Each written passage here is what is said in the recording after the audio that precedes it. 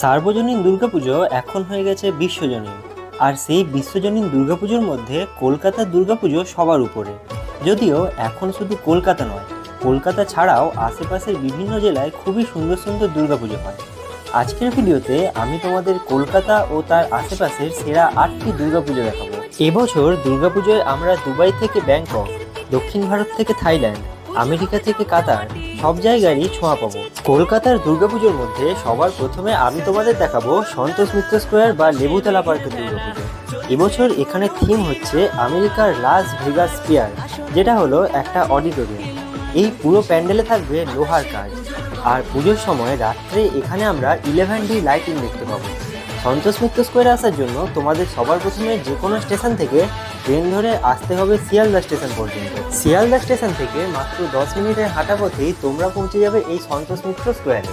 চলো এবারে একটু এখানের পুজোর প্রস্তুতিটা তোমাদেরকে দেখানো যাক।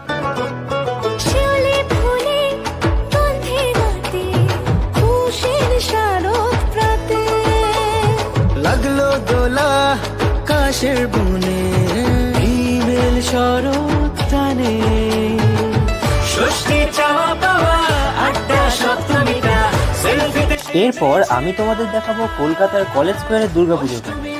এখানে এবছরের থিম সুইজারল্যান্ডের parliament house. Santosh Mitra square থেকে কলেজ স্কোয়ার প্যান্ডেলে 10 থেকে 15 মিনিটের হাঁটা পথে আসা যাবে। তাছাড়া শিয়ালদা স্টেশন থেকে 10 টাকা অটো ভাড়া দিয়েও তোমরা এখানে আসতে পারো। এই কলেজ স্কোয়ারের প্যান্ডেল কলকাতার অন্যতম সেরা প্যান্ডেল। চলো এরপর তোমাদেরকে একটু এখানের পুজোর প্রস্তুতিটা দেখানো যায়।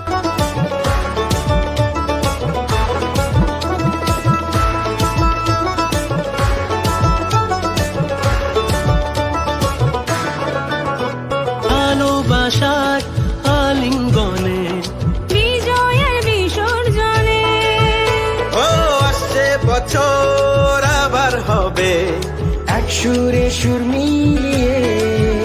এরপর আমরা কলকাতা থেকে একটু সাইডে উত্তর 24 পরগনার আগরপাড়ায় চলে যাব। এবছর আগরপাড়া তারাপুকুর আদি সার্বজনীন দুর্গোৎসব কমিটিতে হচ্ছে থাইল্যান্ডের ব্লু টেম্পল। এখানের পুরো প্যান্ডেলটাই হবে জলের উপর। পুরো প্যান্ডেলে প্রায় 160 থেকে 180টা মতন ড্রাগন থাকবে এবং 60 থেকে প্রায় 70টা মতন গৌতম বুদ্ধর মূর্তি থাকবে। এছাড়াও তিব্বত থেকে বুদ্ধিস্ট মঙ্কের একটা টিম থাকবে যারা এখানে আরাধনা করবেন। ব্লু টেম্পলের পাশের প্যান্ডেলেই থাকবেন মা দুর্গা এবং এই মা দুর্গার মূর্তি হাওয়ায় ভাসমান হবে। সব দিক মিলিয়ে এবছর এখানে সেরাভাবে প্যান্ডেলটা হতে চলেছে।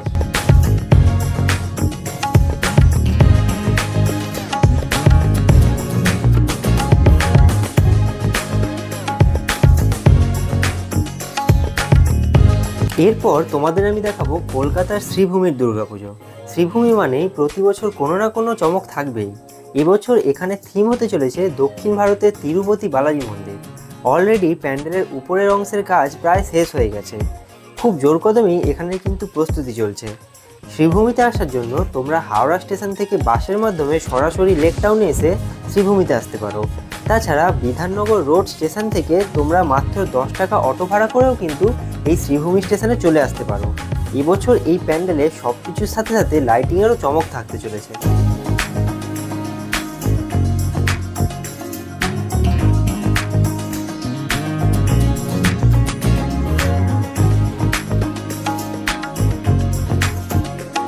এবারে আমরা চলে যাব হুগলি জেলার জিরাটে। জিরাটের আদি বারোয়ারি সার্বজনীন দুর্গাপুজোয় এবছর থিম হচ্ছে কাতারের মুন টাওয়ার। পুরো প্যান্ডেলের কাজই হবে কাঁচ দিয়ে।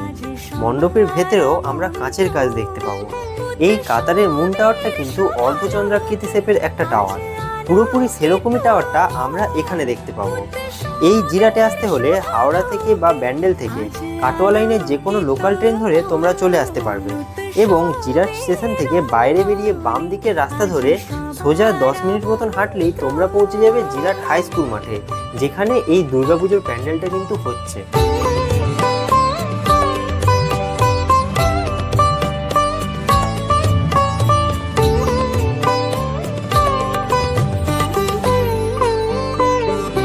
এরপর তোমাদের জিরাটেরই আরেকটা সেরা প্যান্ডেল দেখাবো, যেটা হলো জিরাট সবুজ সঙ্গের প্যান্ডেল। জিরাট বাস স্ট্যান্ডের সবুজ সঙ্গে এবছরের থিম হচ্ছে দুবাইয়ের বিল্ডমোর সুফো টাওয়ার। জিরাট স্টেশন থেকে বেরিয়ে ডান দিকের রাস্তা ধরে কিছু দূর এগোলেই তোমরা পৌঁছে যাবে চিরাট বাস স্ট্যান্ডের সবুজ সঙ্গে। এই বিল্টমোর টাওয়ার এখনো পর্যন্ত দুবাইতেই কিন্তু তৈরি হয়ে ওঠেনি। তার আগেই আমরা দুর্গাপুজোয় এই প্যান্ডেলে দেখতে পেয়ে যাব। এখানের পুরো প্যান্ডেলটা তৈরি হবে চায়না গ্লাস দিয়ে। মণ্ডপের ভেতরে থাকবে কাঁচের কাজ। এছাড়াও পুজোর সময় প্রতিদিন রাতে প্যান্ডেলে চলবে লেজার শো। এবছর কলকাতার পাশাপাশি এই জিরাটের পুজোগুলোও কিন্তু তোমরা মিস করো না। সুরভি মিশে যায় উৎসব উচ্ছ্বাসে, উৎসব উচ্ছ্বাসে, উৎসব উচ্ছ্বাসে, উৎসবের অঙ্গনে। এরপর আমি তোমাদের দেখাবো বিগত কয়েক বছরের সেরা ক্লাব কল্যাণী আইটিআই মোড়ের লুমিনাস ক্লাবের দুর্গাপুজো প্যান্ডেল। এবছর এখানে থিম হচ্ছে ব্যাংককের অরুণ মন্দির। প্রায় 170 ফুট উচ্চতা হবে এই প্যান্ডেলের।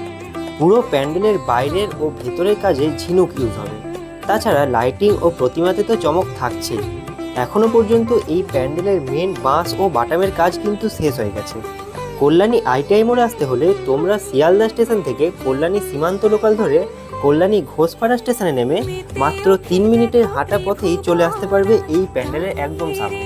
উৎসবে অনাবিলে আনন্দ হতে কে বা বঞ্চিত রবে। মেতে ওঠে দেখো ত্রিভুবন আজ প্রাণের এই উৎসবে। অনাবিলে আনন্দ হতে কে বা বঞ্চিত রবে। এবারে আমরা আবার কলকাতা থেকে একটু সাইডে নদিয়া জেলার রানাঘাটে চলে যাব। রানাঘাটের কামালপুরের অভিযান সঙ্গে এবারে পুজোয় হতে চলেছে 120 ফুটের দুর্গা প্রতিমা। বিশ্বের সবথেকে বড় দুর্গা প্রতিমা এবছর আমরা এখানে দেখতে পাবো। অলরেডি এখানে মা দুর্গার প্রতিমা তৈরি হয়ে গেছে, বাকি প্রতিমা তৈরির কাজ চলছে। এই পুজোয় আসার জন্য তোমাদেরকে সবার প্রথমে আসতে হবে রানাঘাট স্টেশনে, এবং স্টেশনের 3 নম্বর প্ল্যাটফর্ম ধরে বাইরের দিকে বেরিয়ে তোমরা কামালপুর যাওয়ার অটো ধরে মাত্র 30 টাকা ভাড়া দিয়ে পৌঁছে যেতে পারবে কিন্তু কামালপুরের অভিযান সঙ্গে একদম সামনে।